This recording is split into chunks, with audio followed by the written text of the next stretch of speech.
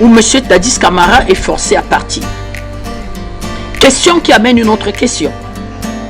Qu'est-ce qui amène M. Dadis Camara à la prison de haute sécurité de Guinée? Qu'est-ce que M. Dadis Camara a fait? Qu'est-ce qu'on reproche à M. Dadis Camara?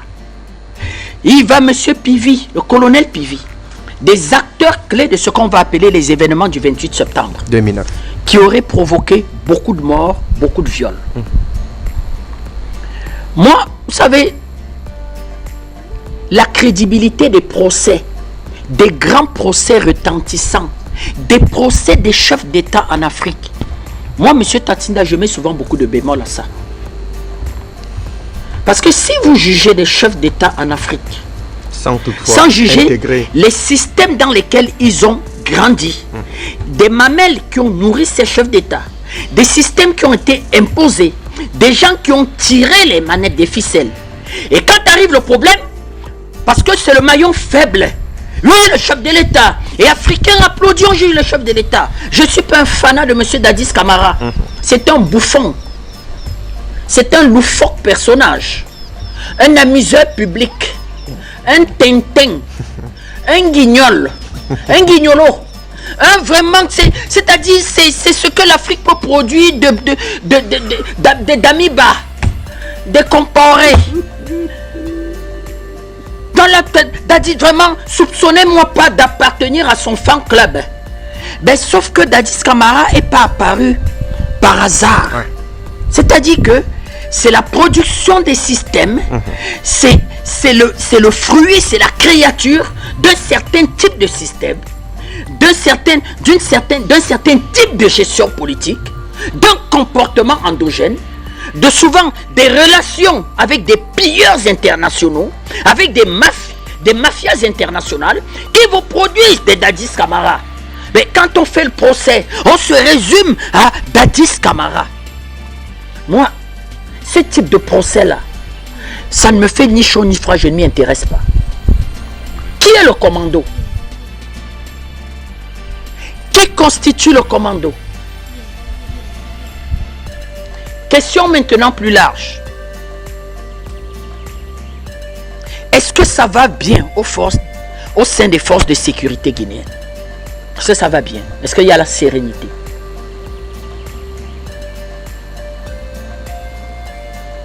Et quand vous regardez l'histoire de l'armée guinéenne, elle est à un degré moins de ce qu'était l'armée nigérienne. C'est-à-dire que des armées qui refont surface sur la scène politique et qui mettent fin à des pouvoirs établis.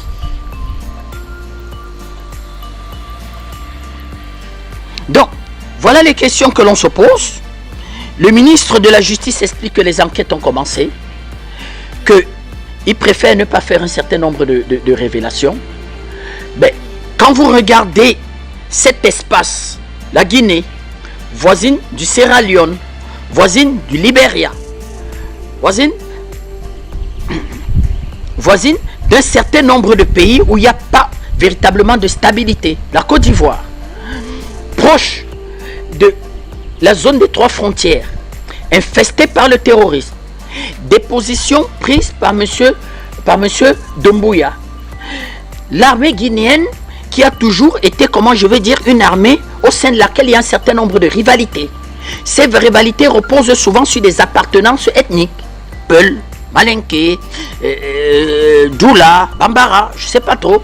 Donc, on regarde cette histoire, mais nous disons effectivement qu'on en attend voir un peu plus, mais c'est les premiers sentiments qui nous animent. C'est-à-dire qu'une forme de légèreté, toujours, et un individu qui est jugé tout seul, alors que bien d'autres personnes qui l'ont fabriqué, qui l'ont produit, qui ont préparé à son avènement sur la sphère politique, effectivement, sont exemptés de cette histoire, et on veut le présenter comme la personne qui doit concentrer, en fait, et qui concentre toute la détestation et tous les problèmes de l'armée, de la pauvreté, de la corruption, des pratiques inacceptables qui ont eu cours en Guinée. Sur cette question, c'est vrai que c'est un sujet assez sensible. quel qu'en soit le bout par lequel on voudrait prendre ce sujet, il faudra y aller avec beaucoup de prudence. Mais comment est-ce que l'ancien chef d'État a-t-il pu être exfiltré? Quand on suit l'évolution des choses, on a l'impression que lui-même, il ne serait, là je m'exprime encore le contenu, il ne serait pas responsable d'une telle action, parce que être exfiltré et après revenir comme si de rien n'était, du moins être rattrapé et être revenu à la case de départ, ça a tout l'air d'un véritable film, je sais pas trop, américain, mais pourtant ce sont des faits que nous avons vécu. Comment expliquer cela? Est-ce qu'il y aurait des complicités endogènes pour vouloir, bien entendu, exfiltrer finalement l'ancien président pour qu'il ne répondât pas de ses actes devant la justice locale? Si tel est le cas, comment peut-on nous imaginer que des experts en question sécuritaire d'un véritable commando puissent se louper véritablement sur un acte pareil, réussir à exfiltrer quelqu'un sans toutefois avoir un véritable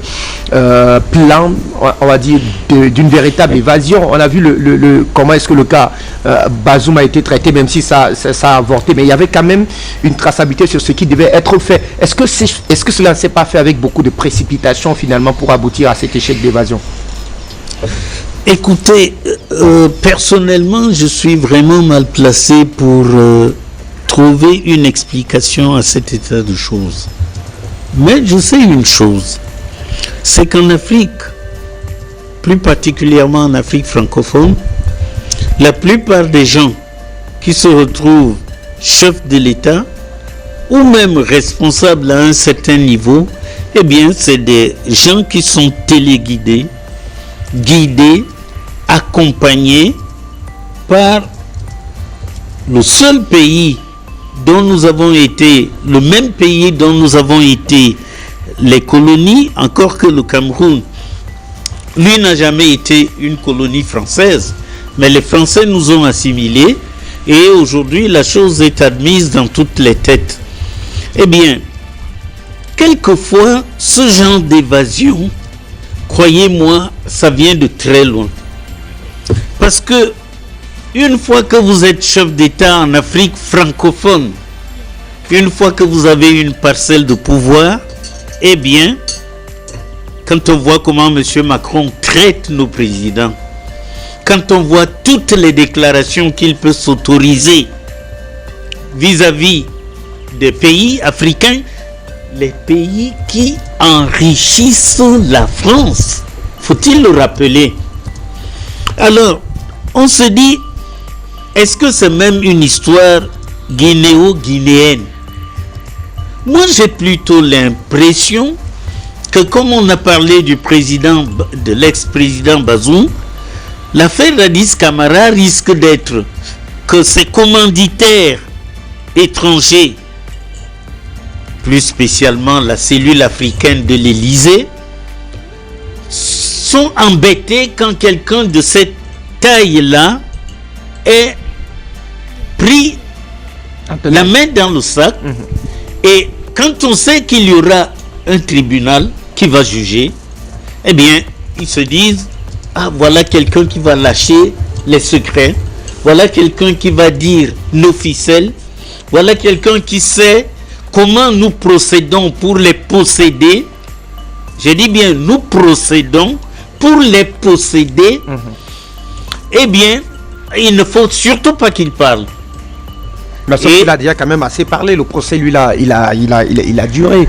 Oui. On l'a certainement assez écouté pour connaître son niveau d'implication tous de ces massacres de septembre 2009. Oui, il a assez parlé.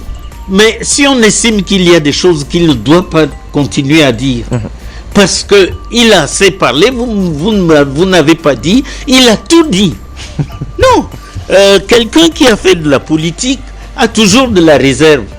Parce que plus il a des secrets, plus il a des parapluies qui le protègent. Mais qu'est-ce que ça aura finalement comme conséquence si jamais, en tout cas, l'échelle des responsabilités venait à être plus élargie? Bertrand Tatinda s'en offusquait tout à l'heure qu'en Afrique, on est plus enclin à faire les procès de nos frères sans toutefois aller plus loin, c'est-à-dire convoquer même ceux qui sont les véritables instigateurs de ces massacres. Vous savez que le véritable danger pour les gens qui croient que l'Afrique est leur verger, où ils peuvent aller récolter à tout moment, sans demander de permission à qui que ce soit. Ces choses-là, eh bien, ça a des ficelles, ça a des habitudes de fonctionnement. Plus vous laissez longtemps quelqu'un, un comparse comme ça qui a travaillé pour vous, au contact des autres, même si les gouvernements actuels du Mali et de Guinée ne sont pas capables d'en tirer profit, bon, il se trouverait toujours quelqu'un, hein, comme M. Douma, ici avec nous, qui va écrire des livres. Et je vous assure, les livres ont leur poids. Parce que même si c'est dans 30, 40, 50 ans que quelqu'un écrira comment la France procédait pour posséder les dirigeants africains, eh bien ça instruira toujours et ça laissera des traces. C'est pour ça que ces gens-là, soit on les éteint, on les écrase, on les tue tout de suite, soit quand ils sont pris, on essaie de les sauver, quitte à les tuer tranquillement, là où personne ne verra exactement ce qui est en train de se passer. Ce que je veux dire, mon fils, c'est que je me refuse à considérer que cette affaire est guinéo-guinéenne. Je suis persuadé qu'une puissance étrangère, qu'une puissance qui détient encore l'essentiel des souverainetés de nos États, eh bien, cherche à sauver ceux des Africains qui ont été impliqués et complotés avec elle. Et c'est comme ça que j'explique ces évasions. Sinon, quand vous avez été jugé comme le jeune homme là, qu'on vous a condamné, vous attendez tranquillement que soit vous purgez votre peine, soit un décret d'élargissement vous libère un jour. Vous savez, quand on s'évade, hein, il y a des risques. Parce que le commando qui vous poursuit, une balle peut être perdue et vous attraper. Donc, moi je pense que il est urgent, il est très urgent que les Africains francophones, que les États Afrique francophones, les ex-colonies de la France récupèrent la totalité de leur souveraineté. C'est à ce prix et à ce prix seulement que l'Afrique et la France pourront un jour se parler les yeux dans les yeux. Mais tant qu'on continue de travailler dans les cachotteries, dans les trous noirs, avec la cellule élyséenne, la cellule africaine de l'Élysée, eh bien, il n'y aura pas entre la France et l'Afrique et les Africains, je vous assure, le contact qui peut exister entre des personnes de deux pays qui peuvent s'aimer et collaborer. Par conséquent, ceux de nos dirigeants qui continuent, qui croient que leur avenir est dans l'évolution de ce marigot inodore, de ce marigot odorant plutôt, eh bien, qu'ils comprennent que l'histoire un jour va les rattraper, et c'est pour éviter que l'histoire les rattrape que tout est mis en œuvre pour sauver des gens comme Dadis Camara ou l'autre paysan du Niger. Voilà ce que je pense moi de cet état de choses. En fait, c'est un non-événement factuellement, mais en réalité, ceci démontre combien à Paris, des gens continuent de croire que l'Afrique c'est leur verger. L'Afrique c'est un ensemble d'États qui doivent devenir souverains. Et un souverain, c'est celui qui n'est suzerain de personne. Et à ce moment-là, des relations d'égal à égal vont s'établir entre nous, mais tant que ça va continuer comme ça dans les sous-sols, dans les cabinets cachés, eh bien, cet état de choses ne finiront jamais. Et croyez-moi, les coups d'État non plus ne s'arrêteront jamais. Allez, merci à vous. Docteur Douma, je vous retrouve. Le fait d'autant plus complexe que l'individu concerné ne semble ne pas se reconnaître vers cette tentative d'évasion. D'ailleurs, je vous lis un extrait de son avocat, Jacomé Abba, qui évoquait donc la possibilité que son client ait été amené contre son gré. Il déclare ici: je continue de penser qu'il a été enlevé il a confiance en la justice de son pays. C'est pourquoi il ne va jamais tenter de s'évader, a-t-il ajouté en faisant référence donc au procès en cours, même s'il a rassuré que ça était plus ou moins en danger. Alors quand on convoque ces éléments, on a envie de se poser la question de savoir, mais qui a intérêt à ce que Dadis Camara disparaisse? Est-ce que cette évasion, peut-être pas forcément voulue, devait avoir pour objectif la disparition de l'ex-président Dadis Camara de la Guinée? J'en doute. C'est une supputation, mais nous sommes dans une approche qui ne nous donne pas suffisamment d'éléments concrets pour pouvoir dire des choses avec fermeté. Je voudrais relever d'abord que la sécurité, très souvent, quand je dis très souvent, ça veut dire qu'en général, quand on dit sécurité, c'est pas synonyme de certitude qu'il n'y aura jamais de faille. Parce que généralement, ce sont ceux-là même qui ont contribué à la sécurité qui deviennent des agents de l'insécurité au sein du système. Vous savez que on ne va pas oublier que une puissance comme les États-Unis, avec les attentats du 11 septembre, avait quand même montré que le système sécuritaire, ne serait-ce qu'en ce moment-là, a été suffisamment faillible. Attaquer une puissance mondiale comme ça, sur 3 ou 4 fronts à la fois, et l'atteindre tel que ça a été fait, nous déplorons les dégâts, etc. Mais ça montre quand même qu'il n'y a pas de sécurité absolue. Maintenant, l'évasion dont nous parlons ici nous laisse penser qu'il y a eu des complicités. Ces complicités doivent avoir un intérêt dans l'action qui a été menée, c'est-à-dire l'action de créer l'évasion, mais aussi dans le choix des personnes ou des personnalités qui ont été extirpées de cette prison qui, comme Bertrand l'a dit tout à l'heure, est hautement sécurisée. Alors,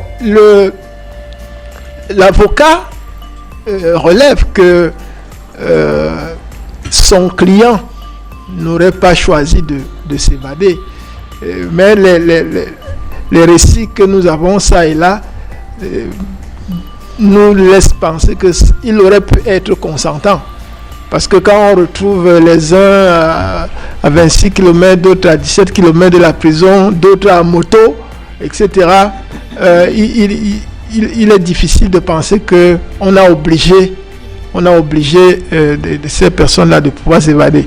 Apparemment, même le chef du commando, c'est le fils du colonel Vivi, qui est lui-même militaire. Donc, et c'est ce colonel qui n'est pas encore retrouvé jusqu'à présent, puisque les 3 autres ont été happés et retournés en prison. Moi, je voudrais faire allusion au fait que si M. Dadis Camara avait pu s'évader avec la complicité d'un certain nombre de personnages qui doivent être internes, mais aussi avec des complicités externes, ça aurait été pourquoi? Est-ce que ce serait vraiment parce qu'il veut fuir le procès? Je ne pense pas que c'est largement suffisant pour qu'il s'évada, mais c'est l'option pour laquelle moi je soupçonnerais une évasion comme celle-là, même si elle n'a pas abouti, ce serait que en s'évadant, il aurait pu représenter une menace plus importante pour le pouvoir transitoire actuel. Parce qu'il a quand même été, pendant un temps, même si ça n'a pas été pendant longtemps, il a quand même été président de la Guinée. Et le fait qu'il soit toujours là et qu'il ait eu ces ambitions-là n'exclut pas qu'aujourd'hui, même ceux qui ne veulent pas que le colonel Doumbouya puisse éventuellement diriger ce pays pendant longtemps, ces gens-là peuvent essayer de l'utiliser pour voir dans quelle mesure créer une menace plus importante pour le pouvoir transitoire actuel en place. Est-ce que une évasion comme celle-là pourrait laisser donc le président Doumbouya et son équipe indifférents? Non. La prise de parole du ministre de la Justice nous révèle bien qu'ils ont suivi cette affaire avec beaucoup de minutie et qu'ils sont certainement prêts à prendre des mesures appropriées pour la suite. Mais disons, relevons quand même que le colonel Doumbouya, ça fait plus de 2 ans qu'il est là.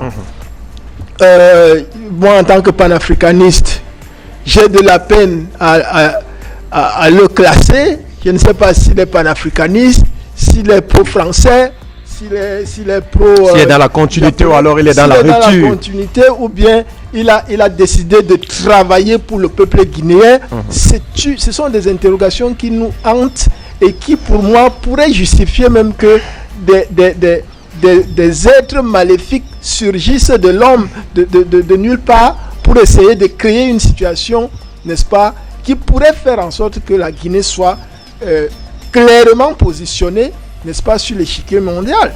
Nous avons salué de temps en temps ces sorties qui vont vers ou dans le sens, n'est-ce pas, d'un panafricanisme prononcé, mais il reste quand même que il dort avec la France, il se réveille avec la France, il mange avec la France, etc.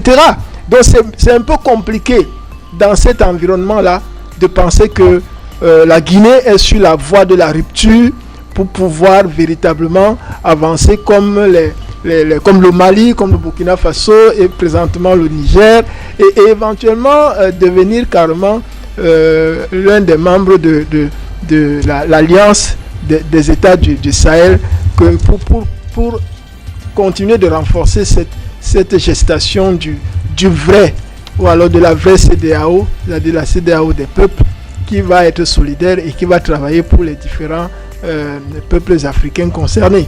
Donc, vraiment, nous disons que nous sommes obligés d'attendre, voir comment les choses vont évoluer davantage pour voir plus clair dans cette situation qui jusqu'à présent restait quand même assez ambiguë et très interrogatoire. Absolument, les interrogations restent. Et demain, le président Badakani, autour de ce qui s'est passé pour plusieurs analystes, il y aurait peut-être comme une véritable complicité même au sommet de l'État. Et là, ça devient encore assez complexe si on convoque l'action de la tête dirigeante, c'est-à-dire le colonel Mamadi Doumbouya. Alors, Dadis Camara, ça fait bientôt 1 an qu'il est poursuivi pour des faits de massacre liés donc aux événements du 28 septembre 2009, des faits pour lesquels jusqu'ici il n'y a pas encore, on va dire quoi, d'éléments. Voilà, il n'y a aucun élément assez concret qui est retenu par la justice contre lui. Et quand on dit ça, on voit très mal quelqu'un qui est dans une position de force vouloir bien entendu s'évader, sachant que cela pourrait être un élément qui sera utilisé contre lui. Est-ce que c'est pas dans ce sens qu'on devait percevoir bien entendu ce que d'aucuns qualifieraient comme étant un véritable cirque? Cycle, on le dit, tout à fait. Un cycle. Bon, en apparence, heureusement, vous dites en apparence, parce que il s'agit du destin d'un pays, pas n'importe quel pays, au regard de l'histoire de l'Afrique, de l'Afrique de l'Ouest. Ce n'est pas n'importe quel pays, c'est le pays qui nous a produit un des plus dignes fils que le continent a eu dans son histoire, Almé Sékou Touré. Donc, d'abord, il y a un peu du rocambolesque. Vous parlez de cycle, vous avez parlé de film tout à l'heure.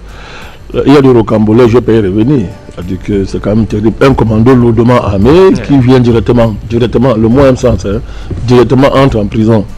Avec tous les repères, on connaissait où il était logé, uniquement quelques personnes. Non, quand on dit personnes, c'est pas n'importe qui qu'on l'a expliqué. C'est pas n'importe qui. Ancien chef d'État, Pivi, c'est son Claude Pivi, colonel, c'est son ancien chargé de la sécurité. l'ancien chef de la sécurité présidentielle. Vous avez l'autre Camara,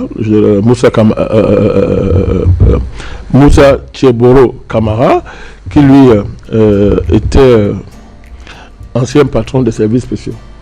Ce ne sont pas n'importe qui. On vient les extraire et on vous dit non. On a retrouvé Dadis Camara sain et sauf. On ne vous dit pas comment on l'a retrouvé. On ne dit pas s'il y a eu affrontement entre. C'est échange de tirs. S'il y a eu échange de tirs, s'il y a eu affrontement. Parce qu'il faut suivre le communiqué du ministre, hein, et même du porte-parole. Oh non, on l'a retrouvé tout sain et sauf. On l'a retrouvé comment? Non, on ne dit pas. Vous voulez dire qu'on l'a retrouvé sain et sauf? Il était assis quelque part, ou bien il était en train de, je sais pas, il avait échoué quelque part. Oui, bon, l'autre dit que il a justifié Camara. On dit qu'il a dit au ravisseur que je vais aller me mettre à l'aise. Et il est entré dans un endroit noir, il a disparu. Vous écoutez des choses comme ça. Alors, c'est du rocambolesque. C'est du rocambolesque, mais on nous sait ça quand même. Tu vois, mais on ne va pas rester, on va pas se limiter à ça parce qu'ils sont pas plus intelligents que nous. Faut pas blaguer. Commando lourdement, mais il y a eu échange de tirs à Kaloum, c'était sérieux. Donc, pourquoi d'abord, le porte-parole du gouvernement du Guinée-Conakry et le ministre de la Justice, M. Wright, nous servent du rocambolesque, c'est-à-dire nous servent un récit pareil, avec des trucs de ce type. C'est la première interrogation. On dit, pourquoi qu'est-ce qu'on cache aux gens? Il était assis dans un bar. Il faisait quoi? Il était avec... on peut tout penser. Qu'est-ce qu'il faisait? Bon, vous servez ça aux gens quand même. Vous dites ça aux gens. On l'a retrouvé. Et que l'autre, non. L'autre, lui, il a dit qu'il voulait se mettre à l'aise. On l'a laissé. Et il allait se mettre à l'aise. Il est entré dans un endroit qui était certainement noir. Puisqu'on se met à l'aise dans le noir, dans ce cas-là. Et il a disparu. Donc c'est-à-dire que les ravisseurs sont tellement idiots qu'ils ne savent pas que c'est la meilleure façon de s'évader. Quand on insulte quelqu'un, il dit qu'il veut se mettre à l'aise. Si vous êtes trop gentil, pendant qu'il se met à l'aise, quelqu'un devant lui avec une torche. Mais sinon, c'est pas sérieux que vous allez le faire.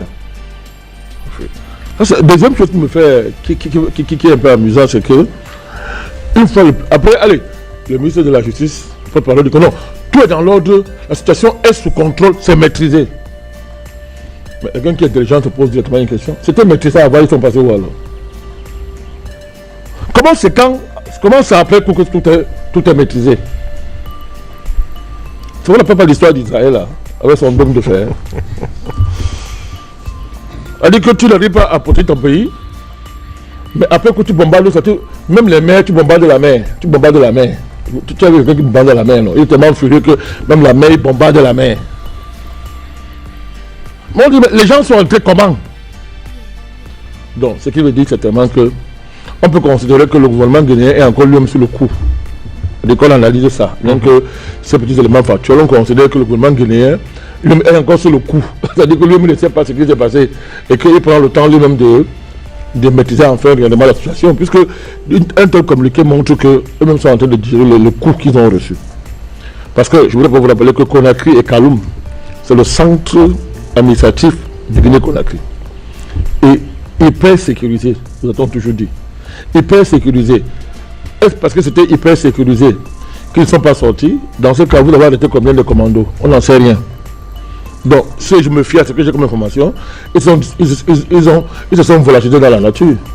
C'est tellement que Jésus est venu les enlever. Pour parler comme ça.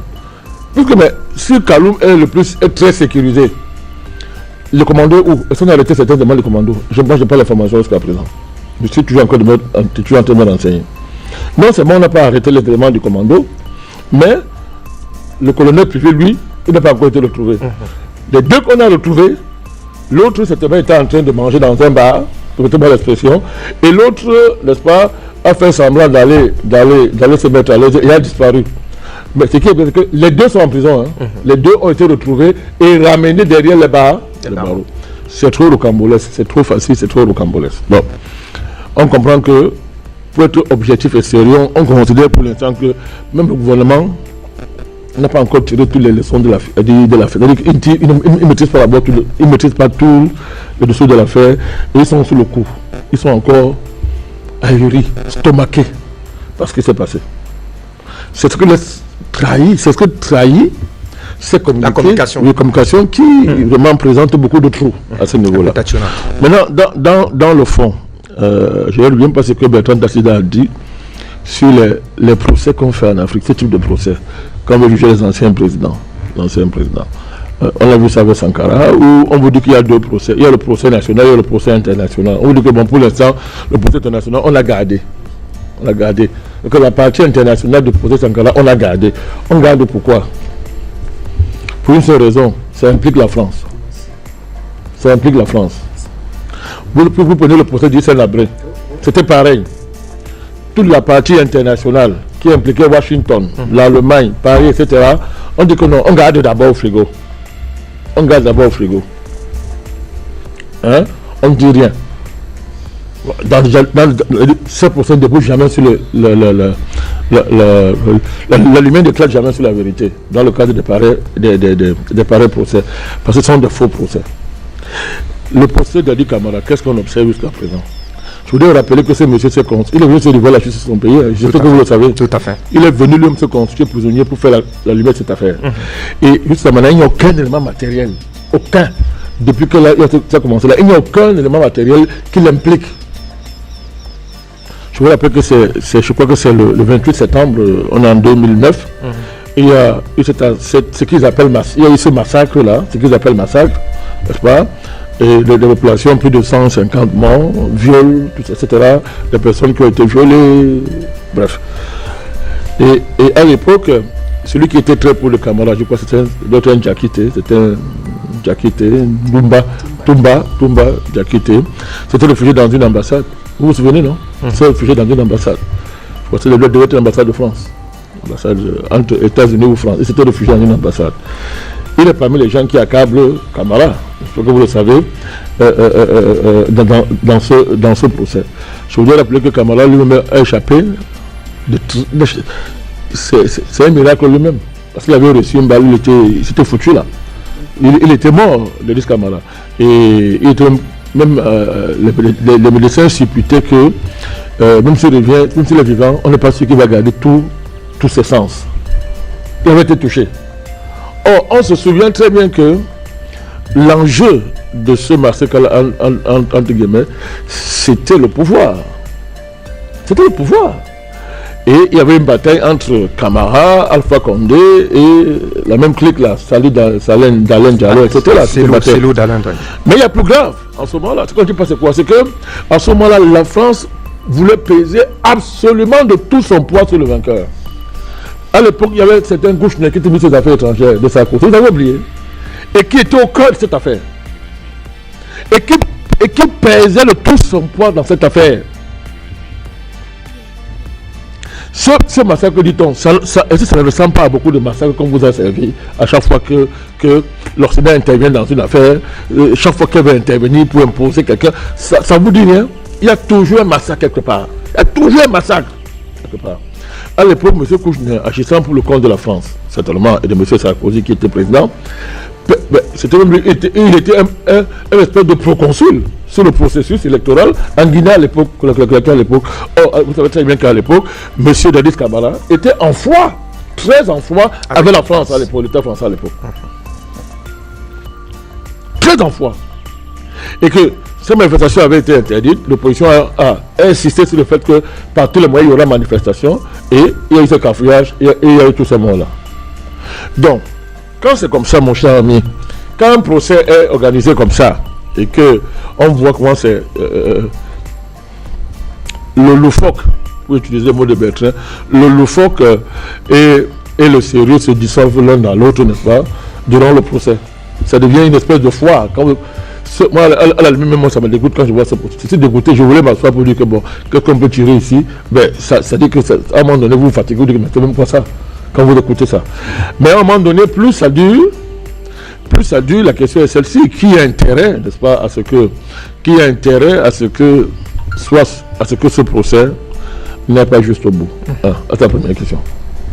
Le président Doumbouya a dit... Mais si c'est le cas, vous ne le ramenez plus. Bertrand, qu'est-ce qu'il dit, le président? Vous ne le ramenez plus si on estime qu'il y a une volonté pour court-circuiter, bien entendu, ce procès. Vous avez la main sur lui. Je ne crimine pas le pouvoir.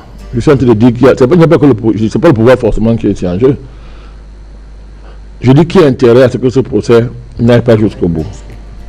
Est-ce que le procès n'est pas arrivé à une phase où certaines forces impliquées ont estimé que c'est dangereux? Ah, c'est la première question. Ça commence à aller très loin là. C'est la première question. La deuxième question, il y a un paramètre là qui va vous échapper, on peut croire que c'est rien du tout. C'est l'enjeu de la drogue. L'enjeu de la drogue. Vous avez quelqu'un qui était secrétaire d'État, et il était chargé de... Excusez-moi, l'homme n'a rien sans son bord, je regarde ça.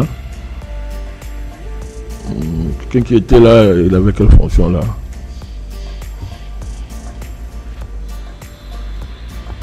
Est-ce que vous allez vous retrouver sur... Oui, il était chargé justement de la drogue et de... Comment on appelle ça? Et des trafics illicites. Secrétaire d'État, il avait en cours ces questions, il était en charge de ces questions. Quand vous regardez, mon cher ami, prenez ça très au sérieux. La question de la drogue est extrêmement, c'est-à-dire dangereuse en Afrique de l'Ouest. Je ne dis pas que l'Afrique centrale est épargnée. L'Afrique centrale n'est pas épargnée. Mais c'est moins grave qu'en Afrique de l'Ouest. C'est-à-dire que vous prenez la Guinée-Bissau, vous prenez la Guinée-Conakry, vous prenez la Côte d'Ivoire, vous prenez le Niger. L'enjeu de la drogue est terrible. Et vous avez à l'intérieur des mafias dans lesquelles sont impliqués, ouvrez vos yeux, les personnes que vous croyez être les plus propres de ce monde. Vous avez les dirigeants américains qui sont impliqués. Vous avez, voilà, le gars, c'est-à-dire lutte contre la drogue et le crime organisé. C'est beaucoup qu'on avait employé, le crime organisé. Vous avez un secrétariat d'État qui dit qu'il lutte contre la drogue et le crime organisé. Vous vous rendez, un des enjeux de Bazoum, on a parlé de le rôle qu'il joue dans le rançonnement des otages, des terroristes, pardon, et leur libération.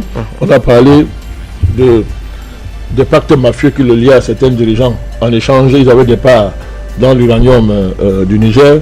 Il y a Ouattara, Macky Sall, etc. et consorts, y compris les responsables français. Mais l'autre question grave, Fabrice, c'est la question de la drogue. Vous avez vu, vous vous rappelez l'enjeu de la drogue au temps de Bakayoko, Premier ministre en Côte d'Ivoire. Bon, vous avez vu comment cela s'est terminé. Donc, la question de la drogue là, il faut prendre ça à la légère. Il y a quelqu'un qui nous dit que c'était Tiegboro Kamara qui luttait contre la drogue. Je parlais tout à l'heure, voilà. Tiegboro Kamara. Le général Tiegboro. Voilà, Tiegboro Kamara. Donc, c'est pour ça. Donc, qu'est-ce que vous savez? Est-ce qu'il n'y a pas... Est-ce que ces gens-là ne sont pas en situation de détenir des secrets graves liés par exemple à ce trafic? Et à ce niveau-là souvent, ça se passe comme ça. Vous n'avez pas vu à Naïti, un commando est entré, elle a assassiné le Premier ministre, Juvenel. Un commando de bas comme ça. Donc, ça se passe souvent comme ça. Donc, la dernière piste, je pense,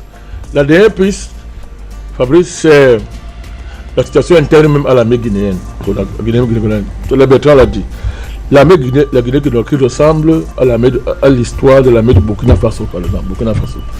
Où vous avez, en fait, excusez-moi de dire ça, plusieurs armées dans l'armée. Et c'est plus grave parce qu'à un moment donné, une faction de l'armée a eu à diriger l'armée, a été renversée par une autre. L'autre qui arrive a été renversée par une autre. Donc vous avez une juxtaposition de factions dans l'armée, chacune ayant à un moment donné assumé la direction du pays. C'est très compliqué. C'est très compliqué parce que vous avez affaire à des factions qui ont eu tous accès à des secrets stratégiques, qui maîtrisent les domaines névralgiques du pays, n'est-ce pas, et de la sécurité du pays, qui ont une parfaite connaissance, Fabrice Dôme, des réseaux sécuritaires du pays et des voies par lesquelles on peut faire ce genre de choses. Parce que si un commando entre dans une ville, qui est la plus sécurisée du pays, elle entre, elle va en prison, elle exfiltre des détenus de cette dimension, elle réussit à sortir avec eux. Et après on vient me dire que non, on les a retrouvés. Et qu'après un des c'est toi le porte-parole qui dit qu'un des acteurs de cette affaire est l'un des fils, est le fils du colonel Pivi. Et le colonel Pivi, jusqu'à présent, on n'a pas encore retrouvé, sauf si je me trompe. On n'a pas encore retrouvé. Donc, cette piste-là, cette dernière piste-ci, sans exclure les autres, pour tout ça est greffé, il faut suivre ça de très près. Ça voudrait dire qu'on est en train d'avertir Doumbouya. C'est l'avertissement qu'on est en train de lui donner. Parce que les éléments... je vous dis que... En quoi est-ce qu'il serait, lui, menacé, président Mais, écoutez, Fabrice, c'est un principe politologique que je vais citer là maintenant. Je dis bien un principe politologique. La manière dont tu arrives au pouvoir va déterminer la nature de ton pouvoir et ses failles. La manière dont tu arrives au pouvoir va déterminer l'évolution de ton pouvoir et les failles de ton pouvoir. Parce que ceux qui t'ont mis, ou bien la voie par laquelle tu es arrivé, elle va indiquer par comment on peut s'y prendre pour ta tête. Même si tu fermes les trous pour lesquels tu es arrivé, il y aura toujours quelqu'un qui va connaître ça. Ça veut dire quoi?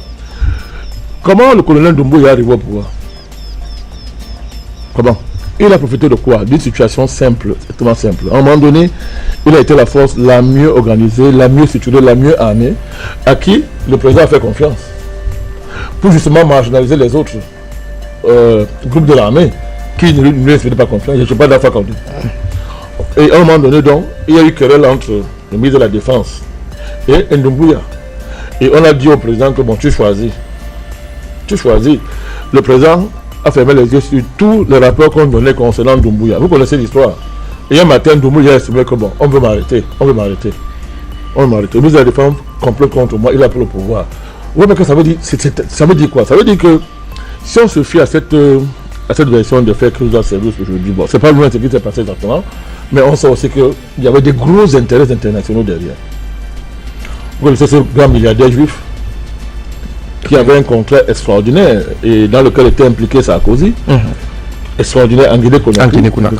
Et Alpha Condé n'avait pas cédé à ce moment-là à leurs exigences. On ne parle que ce cas-là. C'est un secteur, j'ai oublié son nom, c'est un juif là, très riche là. Oui. Voilà, oui, Rio Tinto. Il y avait cet enjeu là qui était au cœur de cette affaire. Et Alpha est parti. Mais il est donc juste à présent. Est-ce que Doumbouya, qu'est-ce qu'il fait des anciennes factions militaires? Il ne peut pas les envoyer à la retraite, il ne peut pas les chasser, ce sont des militaires, ils sont dans l'armée. Vous voyez très bien que ces gens-là, vous croyez qu'ils ont digéré le fait que quelqu'un comme ça, qui est tombé du ciel, hein, comme le poil dans une soupe, c'est-à-dire un poil dans la soupe, est tombé du ciel, est venu prendre le pouvoir comme ça. Non, ces groupes-là ne sont pas... Attention, ce sont des groupes d'intérêt. Ils avaient des intérêts, ils avaient des perspectives d'intérêt qui assuraient leur quotidien, etc. Vous croyez que ces gens sont d'accord avec la façon dont ils gèrent le pays? Vous êtes sûr? Vous n'en savez rien. Ils ne sont pas d'accord. Et que la moindre erreur, mais ils en profitent. Denis Camara. Évoquons la suite de ce procès. Denis Camara, à un moment donné, Alpha Condé a voulu ramener ce monsieur au pays, vous vous souvenez, non? Tout à fait. A voulu ramener au pays dans le cadre de la réconciliation du pays, pour faire un deal. Un deal, appelons comme ça, entre les frères de la forêt, entre les frères du bassin forestier, en Guinée-Conakry. Vous savez que la Guinée, en fait, c'est trois grandes parties. C'est le bassin, c'est la forêt, c'est le plateau et c'est le maritime. Voilà, les trois, parlons comme ça, les trois parts fondamentales de la Guinée. Donc, et ça joue un rôle important dans la géoethnie politique en Guinée. Vous comprenez? Donc, il y a aussi la question peuple, avec Dadis Camara, avec Sédou Dalen Diallo. Ouais. Dans la géopolitique interne à la Guinée, c'est très important, le jeu politique entre ces différents groupes. Ils ne sont pas les seuls, mais c'est les plus en vue, c'est les plus majoritaires. Quand on fait une division de la Guinée-Conakry, Dadis devait rentrer. Mais ça n'a pas marché, il est reparti dès qu'il y a eu ça. Il est revenu lui-même. Alors, est-ce que vous croyez que les partisans de ce monsieur sont fiers du traitement qu'on lui réserve comme ça à Mondovision? Qui sont encore présents dans la rue. Soit disant que non, on veut faire la lumière. Et si vous voulez faire la lumière sur le de la Guinée, allez jusqu'au bout. Commencez en 60, allez jusqu'au bout. Allez jusqu'au bout. Mais vous arrêtez à ça. Vous croyez que ils sont contents? Vous croyez que ce monsieur, vous pouvez le caricaturer, hein? On peut le caricaturer. Il avait ce côté, Bertrand l'a dit, il avait ce côté un peu loufoque, un peu loufoque, très spontané, ce qui est souvent en contradiction avec la statue qu'on doit avoir quand on est président. Mais il avait des partisans dans l'armée. Ce monsieur était très populaire dans l'armée en son temps. Il avait des partisans dans l'armée. Il était très populaire dans son temps dans l'armée. Ah oui, dans l'armée. Et c'est pour ça que même il avait fait consensus en son temps sur lui. Pour prendre le pouvoir. Les gens semblent l'oublier. Bon, vous voyez que tous ces gens-là, sont contents de ce qui se passe là. Et vous ne connaissez pas les liens qu'ils peuvent tisser en secret avec tous ceux qui veulent voir Doumbouya tomber. Et qu'il y a une alliance de fait. Il y a une alliance qui s'est mise en place pour dire que il est temps de monter au créneau. Il vient de faire un essai. Jusqu'à présent, on n'a arrêté aucun des commandos. Aucun des gars membres de commando. C'est ça qui est grave. Ils sont dans la nature. Ils vont revenir. Pourquoi je parle d'avertissement? D'avertissement. Donc, vous savez que dans les pareilles situations, dans les pareils contextes, si on reste dans le contexte ou le journal... Mais c'est quand même assez compliqué, parce qu'on ne nous explique pas où le commando est parti, mais on nous explique qu'on a pu récupérer, entre guillemets, les otages, ils ont pu être librement extirpés, entre guillemets. Qu'en est-il du commando en lui-même? Dans mon introduction, qu'est-ce que je vous ai dit tout à l'heure? J'ai insisté sur les trous qu'il y a dans la communication gouvernementale. Et ces trous-là sont des trous, chacun voit. Le gouvernement n'a pas les éléments pour nous expliquer comment, dans quelles conditions réelles on a retrouvé ce qu'on a retrouvé. Et où est passé le commando? Où est passé le commando? On a arrêté, il n'y a pas de traces. Ils se sont évanouis dans la nature. Mais si ils se sont évanouis dans la nature, ça veut dire que c'est un bon avertissement qu'on vient de donner. C'est un bon avertissement qui montre que, contrairement à ce que Doumbouya raconte, c'est pas sécurisé. Il y a des failles. Mais aussi des contradictions. Mais non seulement il y a des failles, mais ça, du point de vue sécuritaire. Ça a été possible parce qu'il y a des contradictions justement. Mais au-delà des contradictions, mais il faut insister sur ce que j'appelle les failles qui viennent d'être... Oui, du système sécuritaire du pays, tel que ça a été exposé. Mais il y a l'autre enjeu. Il y a l'enjeu sur les journaux. Tout à l'heure, est-ce que ça va aller jusqu'à là? Parce qu'on a l'impression qu'il n'y a pas un véritable point d'ancrage entre le bloc AES qui est en train de se former avec notamment la Guinée-Conakry. Je voulais arriver. Vous avez déjà pensé. Douma l'a dit, il a soulevé. Il y a un problème. Il a dit Doumbouya, jusqu'à présent, il pose des actes panafricanisants. Parlons comme ça, panafricanisants. Mais sur la question de l'Alliance du Sahel, il ne traîne le pas. Le débat n'est pas là. Il faut bien lire son discours. Il faut bien relire son discours qu'il a fait à l'ONU. On n'est ni pro personne. Bon. Ni anti personne. Oui, il n'est pro personne. Oui. Ça va tenir comment dans le contexte là? Ça tient comment? Il y a un problème. Si tu n'es ni chaud ni froid, est-ce que Doumbouya est tellement assis au point d'avoir une posture comme celle-là, avec cette posture d'indépendance? Une fois qu'on l'a affirmé, ça demande des conditions concrètes et réelles, militaires, géopolitiques, stratégiques, financières, économiques, qu'il faut mobiliser pour supporter cette indépendance. Est-ce qu'il l'a? S'il ne l'a pas, il y a un problème. Ceux avec qui il a pris le pouvoir, dit que bon monsieur, nous voulons voir clair dans ta position. Tu n'es ni à droite, tu n'es ni à gauche. Du moins, Washington, mais je vais donner ça pour la fin, le débat géopolitique. Washington aujourd'hui est dans une situation de demander à tout le monde en Afrique, je dis bien en Afrique, je dis tout le monde de clarifier sa position. Tout à fait. Je le dis tellement. Tu es avec les Russes, il te dit ok, tu es libre, mais tu vas supporter les conséquences. Tout à fait. C'est clair, hein? C'est dit, c'est clair. Et les conséquences sont claires, on te dit ce que ça va suivre. On demande ça à tous les pays africains. C'est-à-dire que la France qui a été éjectée du conglomérat, nous on appelle ça en langue mafieuse, la langue, le mot consacré, c'est le conglomérat, la table où les grands mafieux du monde s'asseyent. La France est en train d'être éjectée. Et le Washington veut remplacer la France par l'Allemagne. Oh, l'Allemagne c'est Washington. J'espère que vous le savez. Tout à fait. On veut remplacer la France par l'Allemagne. Alors, et on compte ses alliés. Le Washington est clair. Ceux qui sont avec la Russie vous allez assumer les conséquences. C'est leur tradition de menacer. Est-ce que, par exemple, là, on n'est pas en train d'avertir Doumbouya, ce que, bon, ok, toi qui joues là, de temps en temps, tu as les panafricanistes, et bien tu vas alors nous dire que tu n'es ni chaud ni froid, tu n'es aligné. Est-ce que Dadi pourrait lui jouer la carte de l'impérialisme? Il ne s'agit pas de savoir si Dadi va le jouer ou pas. C'est pas ça le débat. C'est à ce prix-là. Parce que regardez l'affaire, Lisez bien la communication gouvernementale. C'est le ministre de Popalo qui dit que Dadi dit que bon, on est venu nous enlever malgré nous. Hein? Tout à fait. Mais le lien par lequel le gouvernement veut faire la jonction entre une jonction de complicité entre le commando et ceux qui l'ont infiltré, c'est le fils du colonel. Il a dit. Fils du colonel, Pivi, son fils, le fils qui était le patron de l'un des chefs du commando. Le colonel a disparu. Et l'autre lien, c'est quoi? C'est que mais ces gars-là, vous avez Dadis, Pivi, c'est son ancien responsable de la sécurité présidentielle. L'autre, c'est les services spéciaux. Donc, vous voyez très bien que c'est des gars qui sont très liés. Pourquoi c'est la bande de la qu'on desfiltre? Pourquoi c'est la bande de la qu'on a été desfiltrée? Et le gouvernement est en train de dire que, mais on ne peut pas, c'est-à-dire que même s'ils disent que, bon, on les a pris malgré eux, ça ne veut rien dire. Vous n'avez pas besoin de dire oui. C'est vos gens qui sont venus vous enlever. Vous n'avez pas besoin de dire oui. Si ton père est en prison, si le père est en prison, le fils vient, est-ce qu'il va demander à son père, je t'enlève ou pas? Il ne le paye pas avec, non? C'est son père, non?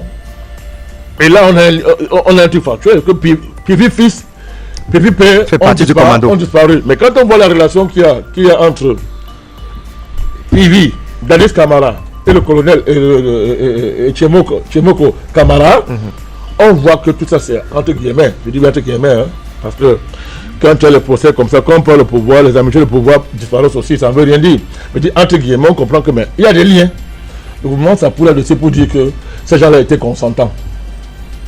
Mais pour l'instant, le gouvernement n'a aucune preuve factuelle pour justifier ces allégations. Ce sont des allégations qui sont là. Donc, vous voyez que le contexte sous-régional, le contexte régional et la géopolitique mondiale nous facilitent cette lecture. Je vais aller plus loin. Je vais te des travaux réagis également. Je suis pas là. Vous connaissez Ambalo, non? Ceci, c'est quoi Ambalo? Ambalo, oui. Vous connaissez le Tintin qui a en Guinée. Il est président de la Guinée-Bissau. Président de quoi? Je vais parler comme ça. On a un peu président n'importe qui. Ce monsieur, c'est un agent de la CIA. Je vous donne l'information. C'est un agent de la CIA. Et moi, je vous ai parlé tout à l'heure de la question de la prégnance de l'enjeu de la drogue dans cette sous-région-là. Vous comprenez? Vous connaissez la relation exécrable qu'il y a entre Ambalo et le pouvoir actuellement en Guinée-Conakry. J'espère que vous le savez. Ils se sont arrivés en s'insultant en plein jour. Ils s'insultaient en plein jour. Quand Ambalo était président de la CEDEAO, il disait tout et n'importe quoi. Vous savez que lui dit tout et n'importe quoi. Les gars, ils s'insultaient. Sont-ils arrangés entre temps? Je ne crois pas. Tout ça, ce sont des pistes qui... Alors là, vous nous amenez très loin, président. Mais je suis en train de faire une analyse. Je vous donne des éléments. Pour dire qu'il y a des jonctions sous-régionales qui sont possibles. Et qui sont d'autant plus possibles qu'aujourd'hui, au niveau de la géopolitique mondiale, avec tous les développements qu'il y a dans le monde, que ce soit au Moyen-Orient, que ce soit en Ukraine et dans le Sahel, je vous dis, Washington, je vous dis, à partir du moment où la France est mise de côté, Washington est en train de compter ses alliés. Et là, tous les moyens sont permis, tous les coups sont permis. Ce n'est pas seulement la Guinée-Conakry qui est dans cette affaire.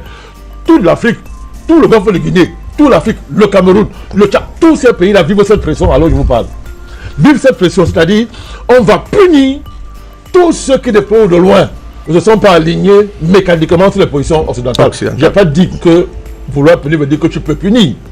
Mais ça veut dire que les endroits, les épicentres où il y a des failles, on va réussir facilement. Et moi, je vais vous dire, le pouvoir de Conakry aujourd'hui n'est pas si solide que ça. Attention, il est un pouvoir de transition. Écoutez très bien, la différence fondamentale entre lui, ce pouvoir, et celui du Mali, du Niger, du Burkina, c'est celle-ci, je vais vous le dire. Tous sont également des pouvoirs de transition. À la différence que... À quel niveau? Les trois autres pouvoirs sont issus d'une alliance entre le peuple et l'armée. Lui-même. Le coup d'État de M. Doumbouya est également salué par les populations. Doumbouya, c'est un coup d'État. Oui. qu'il y a eu l'assentiment passif du peuple. Parce qu'on ne voulait plus, une bonne partie en voulait Alpha Condé. Attention. Mais dans d'autres situations, au Mali, mais vous ne voyez pas la rencontre qu'il y a eu entre un vaste mouvement populaire qui revendiquait le départ de la France, en même temps qu'il dénonçait les agissements de pouvoir en place, feu, comment il s'appelle encore le président qui est décédé d'un moment, Ibeka, perd son âme. Niger, vous voyez pas le consensus qu'il y a au Niger, on a mis tous les clivages politiques de côté. On dit on sauve le pays. Comment on sauve le pays. Au Burkina Faso. Il y a une minorité. Il y a quand même une... Mais le peuple a rejoint la dynamique. D'accord. Sans lui, notre capitaine Traoré. C'est le pouvoir. Ce n'est pas le cas en Guinée-Conakry. En Guinée-Conakry, vous avez à l'heure actuelle, vous avez un éclatement de l'espace politique. Les factions traditionnelles politiques ont retrouvé chacun pour ses objectifs. Celui d'Alain Diallo et sa coalition, ils veulent les élections, la fin de la transition. Et ils travaillent pour ça. Vous avez les anciens d'Alpha Condé qui se sont réorganisés pour dire que monsieur, si Alpha Condé est parti, nous on continue la bataille pour notre propre compte, nous-mêmes, etc. Et Doumbouya, lui, il a un pouvoir en transition, d'autant plus que lui, il a compté seulement sur le fait qu'il avait dirigé la faction militaire la plus armée. Vous comprenez? Les dynamiques ne sont pas les mêmes, Fabrice, qu'au Mali, qu'au Niger, Burkina. Et qu'au Burkina. C'est pas la même chose. D'accord. Vous comprenez? Et ces failles-là vont être sérieusement exploitées par ceux justement qui sont en train de mettre en place un aggiornamento de la sous-région en fonction de leurs intérêts. Vous savez, les puissances occidentales, en particulier la France et l'OTAN, comprennent très bien que Ouattara est seul. Non, mais vous le dites souvent qu'il est avec Macky Sall. C'est un Ouattara. tandem qui semble bien entendu fonctionner. Macky Sall, au Sénégal, il y a la démocratie néocoloniale qui bat son plein. Macky Sall peut faire ce qu'il veut là, mais vous avez vu, il a été obligé de renoncer à un troisième mandat qu'il voulait à tout prix avoir. Mais Ouattara, en Côte d'Ivoire, s'il veut 10 mandats, il a. Il a dit, il veut 10 mandats, là, il a. On a vu comment l'affaire Ousmane Sonko a été très gérée. bien, a été géré, mais vous voyez ce qui est passé. Il peut revenir là à tout moment. Absolument. Et Macky Sall, pour réussir à l'envoyer en prison, a été obligé de renoncer au troisième mandat. Je veux dire quoi? Que la structuration du jeu politique au Sénégal est beaucoup plus complexe. Est une structuration multipartisane, néocoloniale, qui fait que le militaire sénégalais n'a pas la même culture. Que les militaires des autres pays qui entourent le Sénégal. Vous voyez ça? Il n'y a pas de coup d'État au Sénégal. L'armée sénégalaise est une armée qui n'a pas la culture de coup d'État. Observez ça. Mais les autres pays-là, il vous a dit. Le Burkina, mais les militaires sont au pouvoir combien de fois, Fabrice? Au Niger, combien de fois? Au Mali, vous avez Moussa Traoré, vous avez Toumani Touré, non? Donc vous voyez très bien que, au Sénégal, ce n'est pas ça. Tout à fait. Vous comprenez? Donc, Ouattara est seul parce que il est seul et ils savent très bien que c'est pas bon. Il faut qu'on rompe l'isolement de Ouattara. Il faut qu'il y ait au moins 1 ou 2 pays qui sont tenus réellement par des gars qui sont totalement enracinés dans le temps et ses perspectives. Donc, c'est ce que j'appelle l'aggiornement total de la gens. Parce que les grandes batailles arrivent. Sont en cours et vont s'intensifier. Et chaque fois que les Occidentaux sont menacés dans d'autres épicentres géopolitiques, mais leur refuge c'est où? Et vous avez la conclusion vous-même. Bertrand, vous avez souhaité rebondir tout à l'heure à la suite de la lecture faite par le président Banakani. Là, on comprend clairement qu'il y a des véritables dissensions à l'interne et que un véritable jeu d'intérêt semble désormais se dessiner. Et est-ce que lui, le colonel Mamadi Doumbouya, visiblement en difficulté désormais quand on convoque ces éléments-là, sachant que le procès de Dadi Camara n'est pas encore épuisé et que jusqu'ici on a plutôt l'impression que c'est un procès qui est bien entendu organisé pour essayer de, comme on dit trivialement, le salir, alors que jusqu'ici on n'a pas d'éléments concrets, factuels qui prouvent bien entendu qui serait l'instigateur de ces massacres de 2009. Le président Banda a dit des choses extrêmement importantes. La première des choses importantes que le président Banda a dit, c'est que Dadis Camara n'est pas impopulaire dans l'armée, dans une certaine faction de l'armée. Il n'est pas impopulaire. Comment il arrive au pouvoir? Le président a mis près de 22 ans. Il tombe malade, Lansana Conté, il décède. Bataille au sein de l'armée. Monsieur Dadis Camara est capitaine, chargé des approvisionnements en carburant de l'armée. Et il y a ce qu'on appelle la grande hiérarchie militaire, effectivement, engluée dans la corruption. Les hommes de terrain, parce qu'il avait toujours eu à défendre les hommes de terrain, c'est-à-dire que ce que je peux appeler les militaires de terrain, les militaires sac à dos, disent que c'est toi qu'on soutient. Et il s'impose face à une faction de l'armée qui avait été embourgeoisée par la corruption. Il prend le pouvoir. Premier discours de Dadis Camara le 27/12/2008. J'ai expliqué lors de ma première prise de parole que je n'appartiens pas à son fan club. J'ai donné même des qualificatifs très durs sur lui. Premier discours le 27 décembre 2008. Dadis Camara sort un discours d'orientation générale. Il dit: je m'engage à renégocier tous les contrats miniers. J'arrête la production de l'or. Je vais châtier les détourneurs de deniers publics. C'est repris par toute la presse française qui commence à l'appeler la junte, exactement comme le président Goïta. Je dis, nous sommes le 27 décembre 2008. Discours d'orientation de politique générale de M. Dadis Camara. Allez sur le discours de commandant. Tout le monde applaudit. L'industrie minière, j'ai essayé de regarder partout où ses intérêts sont mis à mal. Ça ne va pas dans le pays. Coup d'État à répétition, guerre, rébellion. Je cite quelques pays. Mali, Niger, Burkina, Libye, Soudan, Centrafrique, Angola, RDC. On peut nier que la puissance minière n'y est pour rien dans les problèmes de ces pays. Dadis Camara devient l'homme à battre, surtout que il se prononce pas clairement s'il sera candidat à la prochaine élection. Voilà ce qui crée le massacre. Le président Banda dit, deuxième chose importante, très importante pour comprendre aussi cette affaire. Depuis que le procès a commencé, il n'y a aucune preuve tangible contre Dadis Camara. D'ailleurs, lui, il a toujours été clair. J'ai demandé d'aller faire arrêter la manifestation. C'est-à-dire que lui, faut dire que l'État avait interdit cette manifestation. Elle était totalement interdite. Donc lui donne instruction d'aller faire disperser les hommes et d'arrêter la manifestation. Du fait que lui, il soit relativement le chef suprême des armées, on lui impute effectivement ce que ces hommes ont fait. Sauf que, jurisprudence Bemba, les hommes de Bemba ont commis beaucoup d'exactions en République centrafricaine. Mais la jurisprudence là n'a pas voulu lier M. Bemba et ces hommes qui ont commis des exactions terribles. Et effectivement, M. Bemba a été mis hors de cause, qui aujourd'hui a rebondi. Il faut continuer la suite de l'affaire, qui aujourd'hui a été reconduit comme ministre de la Défense.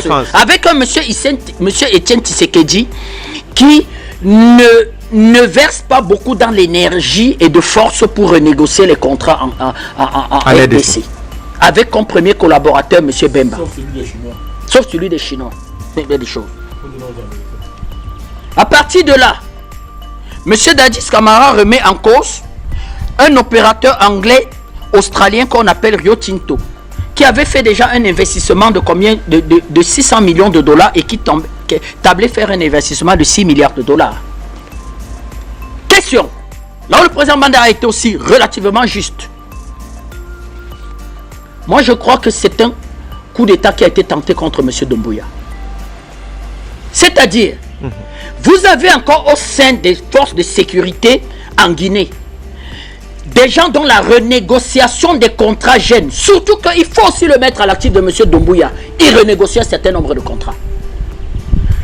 Il renégocie, il faut le dire, quand c'est bien fait, c'est fait. C'est-à-dire, je ne juge pas ici le côté panafricaniste de M. Doumbouya, mais M. Doumbouya est en train de restructurer et même de démanteler un certain nombre de mafieux au sein des contrats miniers au profit des intérêts guinéens. Ça gêne au sein de l'armée guinéenne et au sein d'une certaine forme, je peux dire corrompue politique et d'élite politique en Guinée. Il peut être applaudi, mais dans le fond, il est seul. Parce qu'une évasion de M. Dadis Camara aurait créé davantage de dissensions au sein de l'armée. Davantage, ça aurait été l'occasion idéale pour diviser relativement l'armée, faire apparaître les divisions au sein de l'armée et pouvoir même, comment je vais dire, que rentrer dans une... Mais où la différence? Parce que jusqu'ici, il est encore maintenu en détachement. Est-ce que déjà le fait qu'il soit maintenu plus d'un an alors qu'il a lui-même souhaité venir répondre de ses actes devant la justice de son pays ne crée pas, n'est pas en soi un véritable problème déjà? Non seulement il a voulu... il est venu de lui-même répondre à la justice de son pays, mais il a été candidat à l'élection présidentielle. C'est-à-dire, M. Dadis Camara, aujourd'hui, ne fait plus partie des effectifs de l'armée. C'est-à-dire, il a dit, j'étais capitaine, ça va. Je suis un civil, ancien président. Eh bien, je veux concourir à l'élection présidentielle. Donc, c'est quelqu'un qui a été candidat à la dernière élection présidentielle. Il a juste été, comment je vais dire, exclu à partir de ses problèmes judiciaires. Problèmes judiciaires, donc, on ouvre et on n'a pas d'éléments irréfutables. Sauf qu'il est au courant d'un certain nombre de choses. Il a été chef d'État.